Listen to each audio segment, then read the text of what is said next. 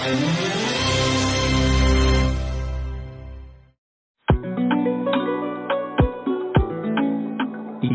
tuned into WeTalkRadio Network.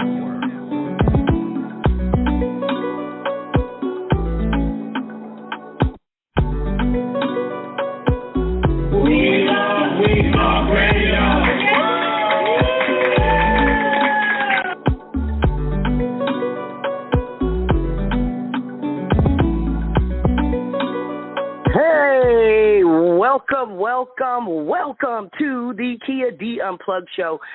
Now, as a single mother who had lost it all, she learned what perseverance and climbing up from ground zero required, pressing past the fear of failure and public humiliation, deciding never, ever, ever to quit on God's promise and plan for her life. Her motto is, when life knocks you down, you get up and hit reset. Victoria Lowe loves Jesus, her family, golf, great food, wine, and traveling. Sounds like my best friend in the whole wide world. Please help me welcome. Put your hands together. Put your toes together. Put your phalanges together. And help me welcome this amazing young lady tonight, the extraordinary Victoria Lowe. How are you, Queen? Hey. I am wonderful. Girl, if I was doing any better, I'd need a twin. I love it. How are you, my beautiful black queen? I am super fabulous. I am super excited to have you here. I have literally heard so many amazing things about you and just could not wait to have the opportunity to talk to you live tonight on the air and really highlight you and your successes and even talk about some of those failures. I mean, because that's what made you get to the place that you are today. So I just want to, I'm excited. I'm very, very excited to have you here tonight. So I want to say first, thank you. Let me just thank you for having me on. I thank God for the opportunity. And I just thank God for the opportunity to be able to share my story and touch other brothers and sisters that are interested in doing what they were created to do and getting their share and making it happen. So thank you for having this amazing radio show and the energy and spirit that you bring to it. And so let's get it on. I want to dive right into you and all of the amazing things that, of course, you have going on right now. Let's talk about the business education side. Go ahead and talk a little bit about that. Of course, we know human resources, marketing, all that good stuff. Tell us more about what you do. Well, let's talk a little bit about where it came from because I think that's relevant. I love it. So I tell people I'm still just a little girl from St. Louis, Missouri, that had the opportunity to grow up in an entrepreneurial family. And so this was a gift that was given to me by my parents where I saw them start their own business back in the 60s. You know, mom and dad owned a trucking and excavating company that I watched them build up. My dad first started out at McDonnell Douglas, and my mom, I only saw her have one job. She was at J.C. Penney's. And my dad had a dream of owning his own business. And so I watched him do that as a little girl. And so I still have some dreams now where I have flashbacks where I was at a bidders conference with my dad when I was a little girl and watching him maneuver and what he was doing. And we were only people of color in the whole room. And so growing up, I inspired to always have my own company. So that's really where that came from.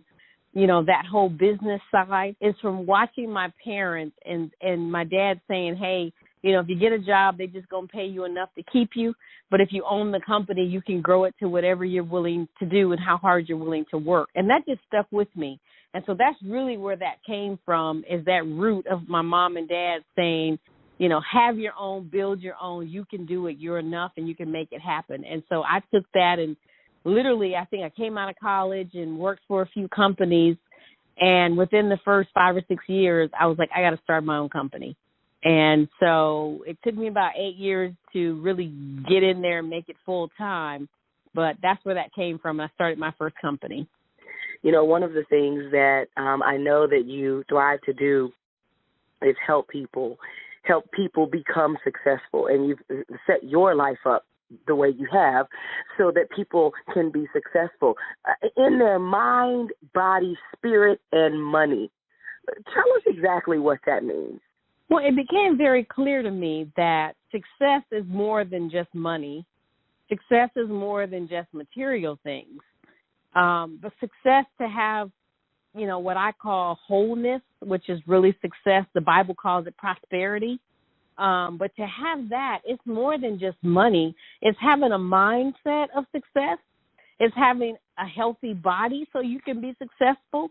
It's having a spirit that's whole and full and understanding who God created you to be so you can walk in all those blessings that God has for you. And then that also rolls into having money, and there's nothing wrong with money. But without a great mindset, you'll just have money and you'll be afraid and depressed. Without a healthy body, and I really want to talk to my brothers and sisters, we have to take care of this temple that God gave us.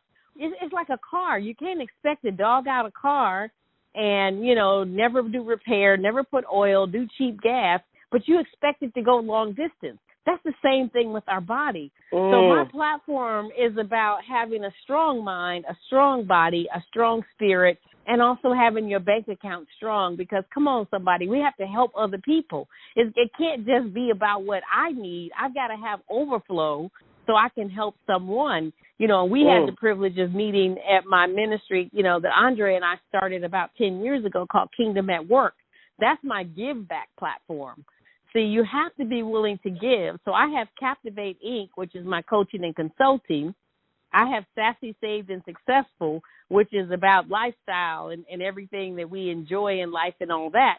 But you got to give back. So God gave me Kingdom at Work, which is my nonprofit that we support those that are trying to come up. And we just want to give them a hand up, so we can show them the way. And so it's all about being whole, though, and you got to have all four of those pillars in place. I love it. Absolutely love it. Let's talk about the book. I want to come back to Kingdom at Work and Captivate here in just a moment. I want to talk about your book. One of the incredible things about the book is it has these incredible spiritual principles for successful women. Although men, hey, tune in. Don't go nowhere. Yep.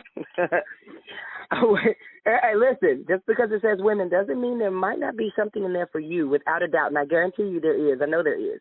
And I want to talk about that, if you don't mind, kind of addressing that a little bit as well, because I don't want the men to think they can't pick this book up and receive a blessing from it as well. But let's talk about this amazing book, 10 Spiritual Principles of Successful Women, Discovering Your Purpose, Destiny, and Vision. So you're right. This book, when you go to do your book, your publisher will want you to focus on the target market. Since women read the majority books, they really push me to go for that target market. But I'm telling you, I've had more men that read this book and say, this is not for women. This is for anybody that wants to discover their purpose, vision, and destiny and be blessed.